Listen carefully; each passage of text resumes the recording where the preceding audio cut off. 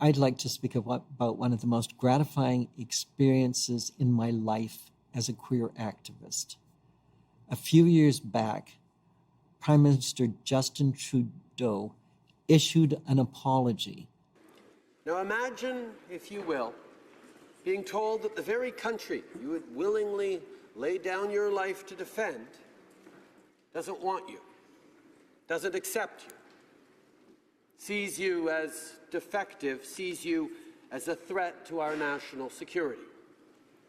Not because you can't do the job or because you lack patriotism or courage.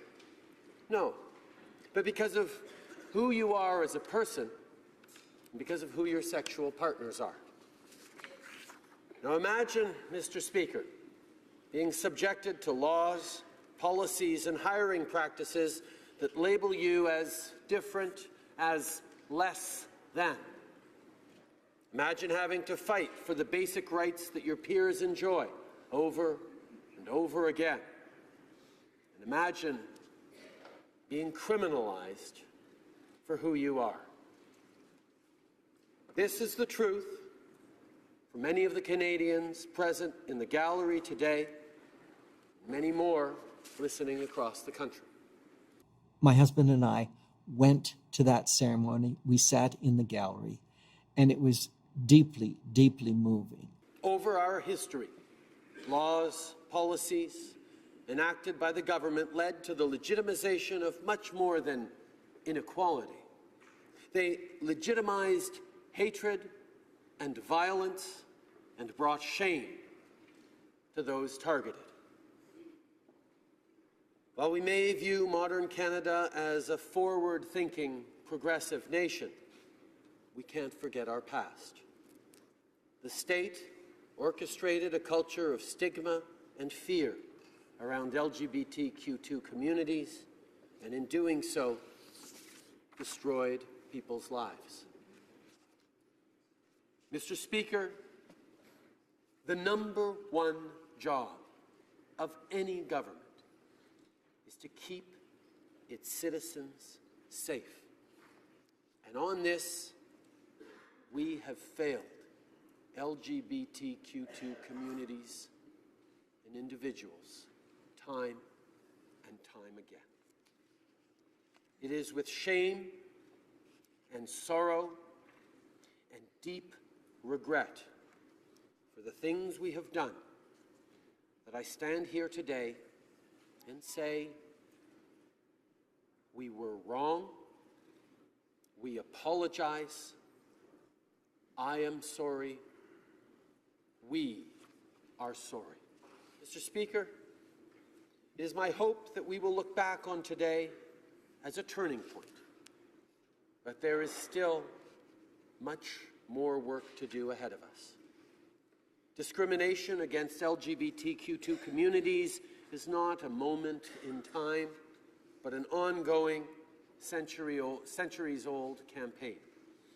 We want to be a partner and ally to LGBTQ2 Canadians in the years going forward.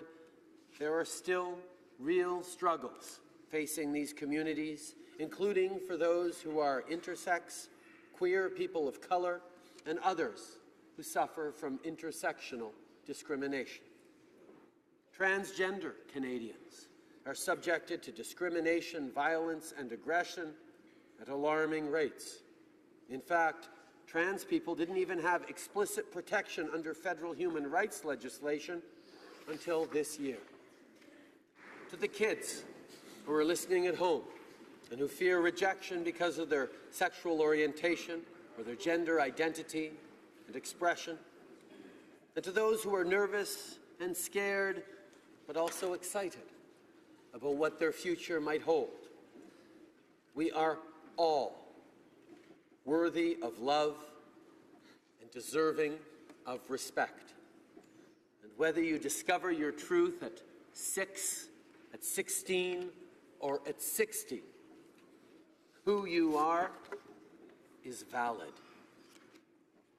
To members of the LGBTQ2 communities, young and old, here in Canada and around the world, you are loved and we support you.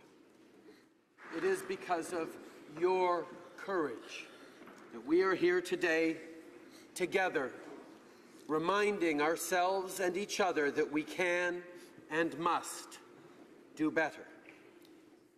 For the oppression of the lesbian, gay, bisexual, transgender, queer, and two-spirit communities, we apologize.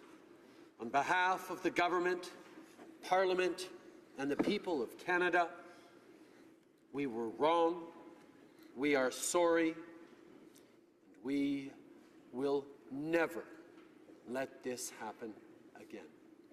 Merci, Monsieur. It was just after so many long years of indifference from the government. It was a wonderful experience.